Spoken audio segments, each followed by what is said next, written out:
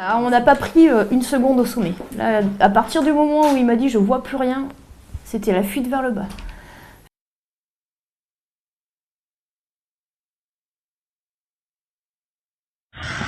हाँ पहुंच गए हेलीपोर्ट पे चले आते हैं बस That's you did.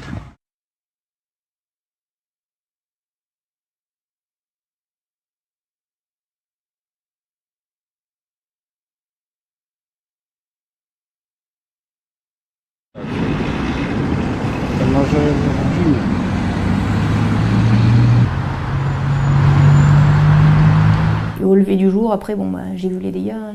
Les mains étaient gelées, les pieds étaient gelés, le nez était gelé. Il avait du sang en fait qui coulait en permanence, aussi de la bouche.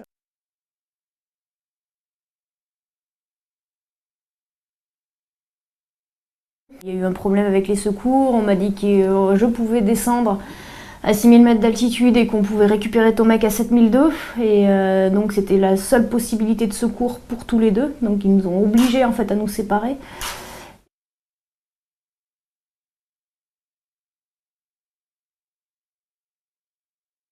Et quand je suis descendue au bout de la première nuit, en fait le secours n'est pas arrivé, donc j'ai dû passer une nuit en fait à l'extérieur sans équipement, sans duvet, sans tente, sans nourriture, sans rien, simplement avec ma combi.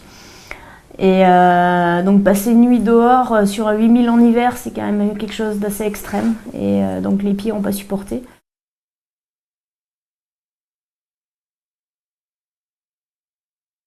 J'ai eu des hallucinations en fait pendant la nuit.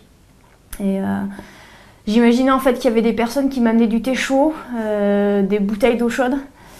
Et à un moment donné, en fait, pour remercier cette personne, il y a une dame qui me dit mais est-ce que je peux prendre ta chaussure parce que voilà, je t'ai amené quelque chose de chaud, maintenant tu te sens mieux, donc est-ce que je peux prendre ta chaussure? Et à ce moment-là, en fait, machinalement, je me lève, j'enlève ma chaussure et je lui donne ma chaussure. Et donc c'est pour ça que je me suis gelée en fait le pied gauche. Et le matin, en fait, je me suis réveillée, j'avais simplement la chaussette, ma chaussure était tombée dans la crevasse. Et je regarde ma chaussette et je fais mais il s'est passé quoi Il s'est passé quoi?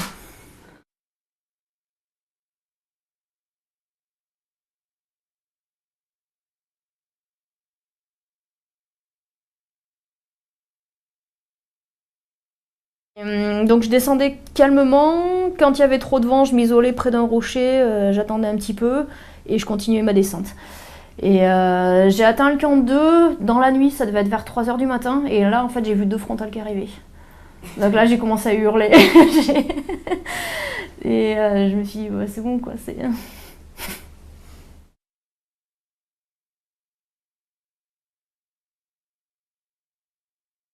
Quelqu'un qui a une histoire qui est très forte avec cette montagne.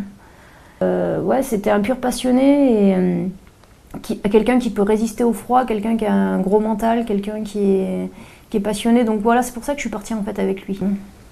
Ouais, qui avait vraiment envie de gravir cette montagne quoi. Il l'a gravi. Et il l'a gravi, ouais.